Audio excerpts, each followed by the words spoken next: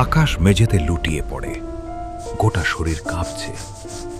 নখ দিয়ে নিজের হাত, গলা, মুখ আঁচড়াচ্ছে পাগলের মতো।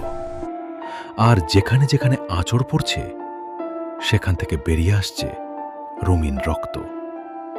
লাল নয়, নীল নয়, একটাও নির্দিষ্ট রং নয়, যেন দোলের আবিরের মতো মিশিয়ে যাওয়া একটা রং, যেটা দেখলে বুকটা কেমন করে ওঠে।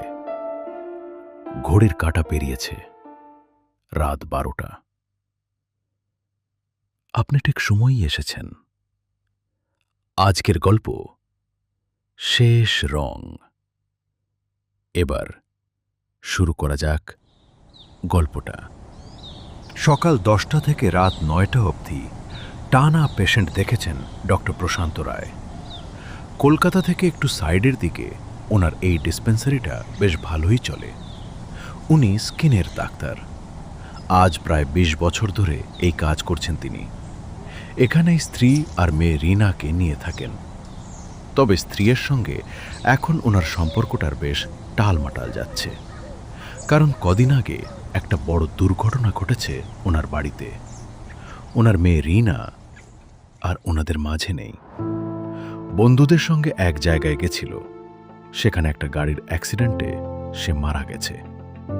সেদিনের পর থেকে স্ত্রীর সঙ্গে ওনার কোনো কথা নেই। কেন কেউ জানে না। হয়তো ওনাদের মধ্যে আসলে অনেক কথাই আছে, সেই জন্যই কিছু বলতে ইচ্ছে করছে না। তাই প্রশান্তবাবু নিজেকে কাজের মধ্যে ডুবিয়ে রেখেছেন। এখানে ওনার বেশ নাম ডাক, কারণ 1-2 কেস ছাড়া এমন কোনো পেশেন্ট নেই যার রোগের নিরাময় তিনি করেননি। এর ফলে এলাকায় বেশ নাম ডাক আছে। 9টার সময় শেষ পেশেন্টকে দেখে বেরোতে যাবেন। এমন সময় ওনার ঘরের দরজাটা প্রায় ঠেলে ঢুকে আসে একজন। প্রথমে তার মুখ দেখা যায় না, কারণ তার মুখে একটা কাপড় মতো দেওয়া। বয়স কমই, ওই 23 থেকে 24 হবে। ঢুকে এসেই বলে, ডাক্তারবাবু, প্লিজ একটু দাঁড়িয়ে যান। আমার কি হয়েছে আপনাকে একটু দেখতেই হবে। একটু অবাকই হন তিনি। ছেলেটার গলায় এক অদ্ভুত উৎকণ্ঠা। সেটা অগ্রাহ্য করেই বলেন, দেখো, এখন 9টা বেজে গেছে। এবার আমি বন্ধ করব, বাড়ি যেতে হবে। তুমি কাল সকাল সকাল এসো, নাম লেখাও। তোমাকে প্রথম না হয় দেখব, কেমন? কথাটা যেন ঠিক পছন্দ হয় না ছেলেটার। প্লিজ ডাক্তারবাবু, একবার আমার মুখটা দেখুন। বলে মুখের কাপড়টা সরাতেই ডাক্তার প্রশান্ত রায় চমকে ওঠেন। ছেলেটার মুখ জুড়ে অদ্ভুত দাগ ভর্তি। ঠিক দাগও নয়, মনে হচ্ছে যেন কেউ ওর গোটা মুখ জুড়ে লাল, নীল, সবুজ আবির মাখিয়ে দিয়েছে, যেন একবার জল দিয়ে ধুলেই চলে যাবে। কি হয়েছে এটা? ছেলেটা এবার মাথার ওপর থেকে কাপড়টা পুরো খুলে ফেলে বসে। ডাক্তার দেখেন, শুধু মুখে না, ওর গোটা মাথা, গলা, ঘাড় সব জায়গায় ওরম ছোপ ছোপ রঙে ভর্তি। মাথার চুলও এদিক ওদিক থেকে উঠতে শুরু করেছে। এবার নিজের জায়গায় বসে পড়েন প্রশান্ত রায়। ভালো করে মুখটা ঘুরিয়ে দেখে জিজ্ঞেস করেন, এটা কবে থেকে হচ্ছে? আগের সপ্তাহে দোল ছিল। খেলার পর থেকেই ধীরে ধীরে রঙগুলো ফুটে উঠতে থাকে। আমি অ্যালার্জির ওষুধ খেয়েছি, কিন্তু কিছু লাভ হয়নি। দিন যেতে যেতে দেখছি এগুলো যেন আরও বাড়ছে। বেশ চিন্তায় পড়েন প্রশান্তবাবু। ঠিক আছে, কিছু ওষুধ দিচ্ছি। দেখো, এতে যদি না কমে তাহলে অন্য কিছু ভাবতে হবে। ছেলেটা মাথা নেড়ে প্রেসক্রিপশন নিয়ে বেরিয়ে যায়।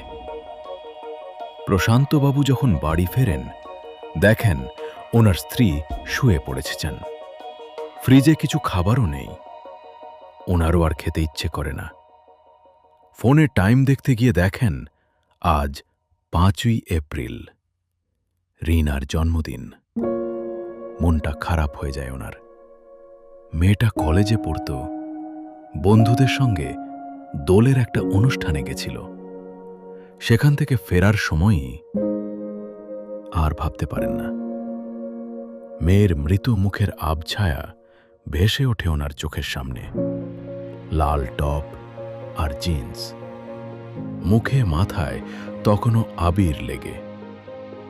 মেয়েটার নিজের শরীরে অত রং থাকা সত্ত্বেও প্রশান্ত বাবুদের জীবনটা কিভাবে যে সাদা কালো করে দিয়ে চলে যায়। তবে ওর সঙ্গে সম্পর্ক পাওয়া গেলেও ওর ফোনটা পাওয়া যায় না। এই ভাবনার মাঝেই বাড়ির কলিং বেল বেজে ওঠে। দরজা খুলে দেখেন ওই ছেলেটি দাঁড়িয়ে। ওকে কেমন যেন পাগল পাগল দেখাচ্ছে, গোটা গা চুলকাচ্ছে। দেখুন না, আপনার দেওয়া ওষুধগুলো দিতে যেন আরও বেড়ে গেল। এখনও চুলকাচ্ছে। শুধু চুলকাচ্ছে না, জ্বলছেও। আর রঙগুলো ওগুলো আরও ছড়িয়ে যাচ্ছে। বলতে বলতেই আকাশ মেঝেতে লুটিয়ে পড়ে।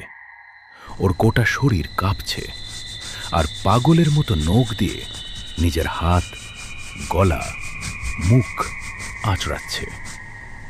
আর যেখানে যেখানে আঁচড় পড়ছে সেখান থেকে বেরিয়ে আসছে রঙিন রক্ত। লাল নয়, নীল নয়, একটাও নির্দিষ্ট রং নয়, যেন দোলের আবিরের মতো মিশিয়ে যাওয়া একটা রং, যেটা দেখলে বুকটা কেমন করে ওঠে।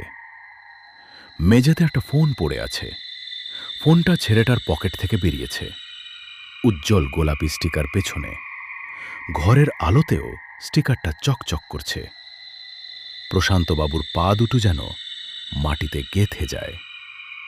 বুকের ভেতরটা একবার শূন্য হয়ে যায়, তারপর ভরে ওঠে এক অদ্ভুত ভারে। এই স্টিকারটা তিনি নিজে লাগিয়ে দিয়েছিলেন রিনার জন্মদিনে, ওর ফোনের পেছনে। স্ক্রিনটা জ্বলে ওঠে। লক খোলার দরকার হয় না, সরাসরি একটা ভিডিও চালু হয়ে যায়, যেন কেউ অপেক্ষা করছিল এই মুহূর্তের জন্য। ভিডিওতে গাড়ির ভেতর থেকে তোলা রিনার গলার স্বর। আকাশ, থামা, প্লিজ থামা। কি করছিস তুই? ভিডিওতে দেখা যায় গাড়িটা বাঁকের পর বাঁক নিচ্ছে, ক্যামেরা কাঁপছে। রিনার মুখ একবার ফ্রেমে আসে, চোখে আতঙ্ক, মুখে তখনও দোলের আবির লেগে, লাল আর সবুজ। তারপর একবার ক্যামেরা ঘুরে আকাশের মুখে পড়ে। সে হাসছে। আমাকে রিজেক্ট করেছিলি না তুই? এবার দেখ আমি কি করি। তোকে আজ আমি ছাড়ব না, রিনা। ভিডিও শেষ হয়। প্রশান্তবাবু ফোনটা বুকের কাছে ধরে রাখেন। চোখ বন্ধ করেন না, কাঁদেন না, শুধু দাঁড়িয়ে থাকেন। পেছন থেকে একটা শব্দ হয়। উনি ঘুরে দেখেন দরজায় দাঁড়িয়ে আছেন ওনার স্ত্রী। কখন উঠেছেন, কতটুকু দেখেছেন কিছু জানা যায় না। তার মুখে কোনো ভাব নেই, শুধু চোখ দুটো স্থির হয়ে আছে মেঝেতে পড়ে থাকা আকাশের দিকে। দুজনের মধ্যে কোনো কথা হয় না। মেঝেতে আকাশ তখনও কাঁপছে। ওর শরীর থেকে রঙিন রক্ত চুইয়ে মেঝেতে ছড়িয়ে পড়ছে। মুখে, গলায়, হাতে সর্বত্র আবিরের মতো রং, যেন কেউ তাকে সাজিয়ে দিচ্ছে আবিরের রঙে, কিন্তু জোর করে। প্রশান্তবাবু ধীরে ধীরে চেয়ারে বসে পড়েন। পুলিশে ফোন করার কথা মাথায় আসে, কিন্তু হাত নড়ে না। আকাশ হঠাৎ থামে, চুলকানো বন্ধ হয়, কাঁপুনি থামে। সে মুখ তুলে তাকায় প্রশান্তবাবুর দিকে। চোখে এখন ভয় নেই, শুধু এক অদ্ভুত শূন্যতা। আমাকে বাঁচান। প্রশান্তবাবু একবার ফোনের স্ক্রিনের দিকে তাকান। ওয়ালপেপারে রিনার ছবি, দোলের রঙে মাখা হাসি মুখ। তারপর আকাশের দিকে ফিরে তাকান। আমার মেয়ে চেয়েছিল তুইও ওর মতো রঙিন হোস। দেখতে পাচ্ছিস তো, সে তার ইচ্ছেটা পূরণ করেই নিল। আজকের গল্প এখানেই শেষ। পরের গল্পের জন্য অপেক্ষা করতে হবে। পরের সোমবার রাত 12টার পর অবধি। ততক্ষণে সাবস্ক্রাইব করুন এই চ্যানেলটি রাত 12টার পর, যেখানে প্রতি সপ্তাহে পাবেন লোমহর্ষক ভূতের কাহিনী।